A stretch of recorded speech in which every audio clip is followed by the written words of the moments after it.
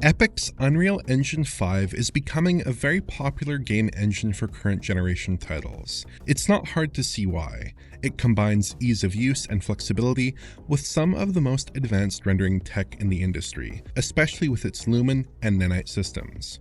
At the same time, that sophistication poses a challenge for lower power platforms, which often aren't the target for Unreal Engine 5 projects. That extends to Valve's Steam Deck. The Linux-based portable powerhouse is capable of some impressive feats, but more advanced titles often don't scale well to the system. So is Unreal Engine 5 a bridge too far for the pint-sized handheld? Or does Epic's boundary-pushing tech scale down better than you might expect?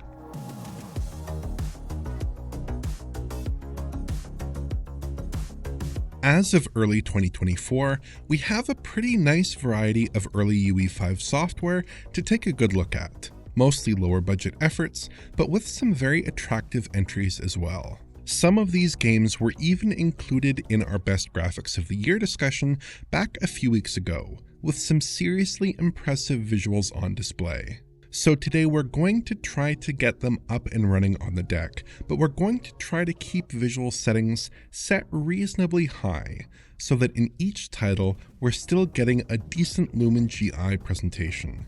We want to keep the game's visual character intact, while still aiming for 30 FPS or better performance levels.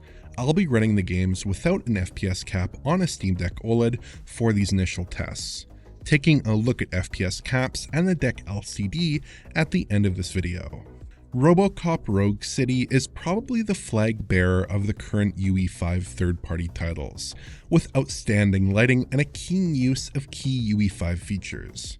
Settings-wise, we're sticking to the medium preset, with temporal super resolution at 50% resolution scale with a 720p output. The TSR actually does a pretty decent job here at cleaning up the image and keeping it presentable, especially on the internal display. We've compared TSR versus FSR2 in this game in the past, but suffice to say that TSR turns in much better results here. The medium settings are mostly delivering a pretty good experience, but just like on Series S, we are turning off lumen reflections. Changing the reflection method from SSR to Lumen costs us about 7 FPS in the alley, which is going to hurt quite a bit in larger scale shootouts, so we'll stick with SSR. Overall, the visual results here mostly look fine, but some scenes display very distracting Lumen GI noise patterns. There's just not enough resolution here to get reasonably clean RTGI in a lot of circumstances, and the result is glitchy looking image instability. Some indirectly lit areas look decent, but many do not. Fortunately, these visual concessions do allow us to hit pretty decent performance figures. We're typically north of 30 FPS with these settings, with solid frame rates in area traversal and combat alike. During more intense combat moments, we tend to hover somewhere just above 30 FPS, with more sedate moments bringing a considerable frame rate uplift to the 40s and 50s. There are still issues with higher latency frames, as 50 millisecond frames are sprinkled into the mix every so often, and we still see the same traversal stutter problems in the same areas as the console code. But overall, I'm quite pleased with the performance level we've managed to achieve. Just keep in mind here that the performance figures for a Steam Deck OLED running at 90Hz on the internal display will look slightly different than this, with less time variance between frames. Overall, I think RoboCop presents a slightly mixed but somewhat positive impression of Unreal Engine 5 on Valve's Linux-based handheld.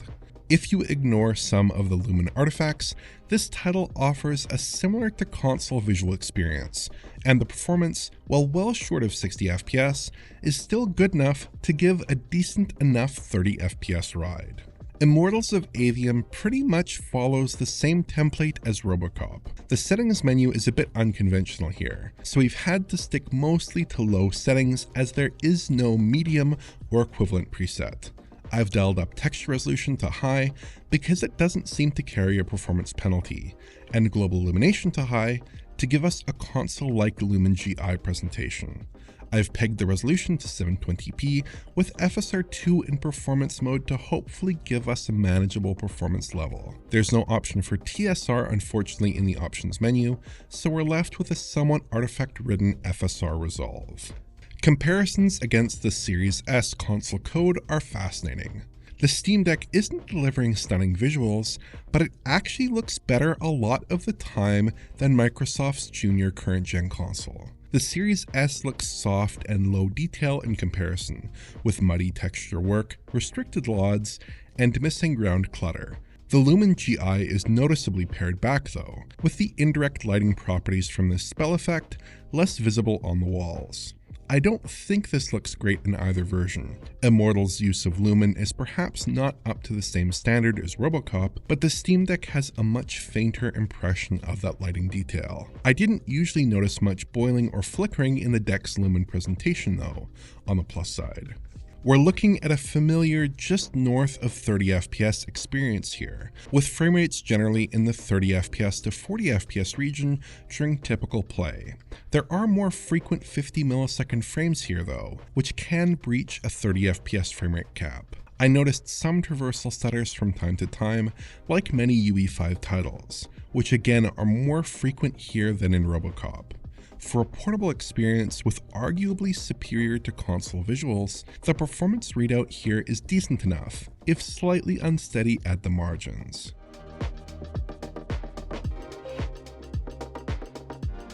Let's take a bit of a left turn and look at Jusant, Dontnod's rock climbing adventure. I've dialed in high settings across the board to give us a generally console-level visual experience. If we look at the Series S code, we do lack a bit of the fine lighting detail of that version, but the game does look quite similar on the whole. Lumen GI is comparable enough, and virtual shadow maps make an appearance here, just at a noticeably lower resolution. Image quality is pretty good, though a step down from consoles. We have a choice of FSR2 and TSR in this game, but something's up with the TSR, as at the minimum point on the slider at 720p output, we're getting just above half the frame rate of FSR2 in its performance mode. Perhaps that minimum resolution is pegged a bit too high to be useful for us here. In any case, the lower detail artwork is a good match for FSR2's typical image quality characteristics, so the game looks stable and smooth enough in typical play. Frame rates are typically quite solid. We're often in the 40s and 50s here with a very good performance level. We still do see some 50 millisecond frames sprinkled in sometimes, and those classic traversal stutters do make a return appearance, but it's usually a good deal above 30 FPS. There are some occasional moments where we do see an extended run of mid to high 20s performance though, which sometimes occur with larger views of the environment. Jusant is very slow paced, and I think the performance level is good considering the beautiful visuals on display, but it's not perfect. The Talos Principle 2 is perhaps the most interesting game here on the Steam Deck. The Series S version of this title actually lacks Lumen GI, opting instead for a hand-placed array of fill lights throughout the world. But on Steam Deck, we can get the full Lumen GI experience, as long as we opt for high settings or above. That gives us an almost generational improvement in lighting fidelity, which means the deck actually looks a bit better than Series S here in my opinion. Image quality is solid too, with TSR in its performance mode doing a great job of presenting a coherent and detailed image at all times. The performance level here is the best of all the games we've surveyed so far. We're usually hovering in the 40s or even 50s here, with a stable frame rate readout mostly free of high latency frames. Overall, this performance level offers a very satisfying puzzle experience, with plenty of headroom to deliver a good 30 FPS cap, or even to experiment with 40 FPS. I'm not going to say Talos Principle is the best looking game here, but it's still an attractive effort and runs great on the Steam Deck OLED. That it's arguably visually superior to the Series S version is just icing on the cake. Unfortunately, Fort Solis doesn't fare quite as well. Settings-wise, we're on the medium preset, with ultra performance FSR2 at 720p. I didn't want to dip all the way down to ultra performance, but we really need the framerate gain, with only the lowest res preset capable of 30 FPS and above performance on a consistent basis. There's no built-in TSR, unfortunately, so we have to stick with FSR here. That leaves us with pretty poor image quality, with lots of flickering and artifacting everywhere. Lumen GI isn't doing us any favors here either, though we also saw substantial Lumen artifacts in the PS5 code.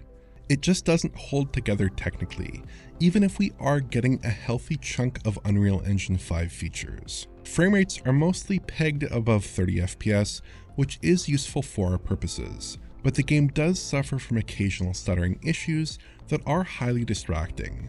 We do see some bouts of sub 30 FPS performance as well. It's just a step too far for the Steam Deck hardware to manage, a situation perhaps exacerbated by the lack of a Series S version to force further optimization. So far, we've been looking at games in their unlocked guise to see these games' underlying performance, but in actual play you'll very likely want to engage a framerate cap. The Steam Deck supports an OS level 30 FPS cap, dividing 3 times into its 90Hz panel refresh, which is the best option generally speaking for these titles. This isn't any guarantee of perfectly stable gameplay, and these games, particularly RoboCop and Immortals of Aveum, often exhibit some performance instability even with a framerate cap enabled, but I generally found the experiences acceptable enough for a portable system. We also need to look at the Steam Deck LCD, Valve's first commercial attempt at the Steam Deck concept. With a 7nm APU and lower clocked memory, the Deck LCD should come up a bit short relative to the new Deck OLED. So exactly how do the two machines fare against each other? The Deck OLED has a small but meaningful advantage here, usually on the order of 2 or 3 frames per second or so. In matching footage, the OLED model tends to have a consistent performance edge, and some of the stutters and little frame time hitches I observed on the LCD deck are cleaned up on the newer unit too. Most of what I've said so far applies similarly to both units, but you will definitely feel the performance delta between the two units in some of these titles, even with a 30 FPS cap in place. And because the original Steam Deck uses a 60Hz LCD, expect a laggier input response with more frame time variance. So is Unreal Engine 5 too big for Steam Deck? I don't think so. These early titles are a good indication that UE5 games can scale well to the Steam Deck. Granted, these are somewhat less complex titles than we're likely to see in the coming years, but they manage to run decently well on Steam Deck hardware, with the exception of Fort Solis. Key parts of the UE5 feature set, like Lumen, can function on the deck and even excel, depending on the game, and performance is firmly in playable territory, with broadly 30 FPS and above frame rates. We aren't getting the full high-end PC or console experience here, but considering the hardware, the results are quite good.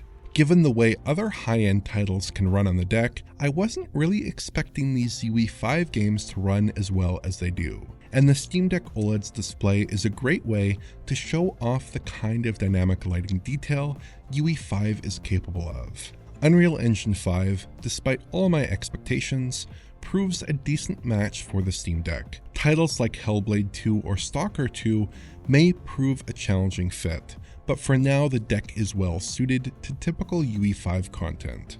If you enjoyed this video, please like, subscribe, and press the bell for YouTube notifications. Check out the Patreon at digitalfoundry.net for exclusive and early access content. And to get in touch, use social media. Thanks for watching.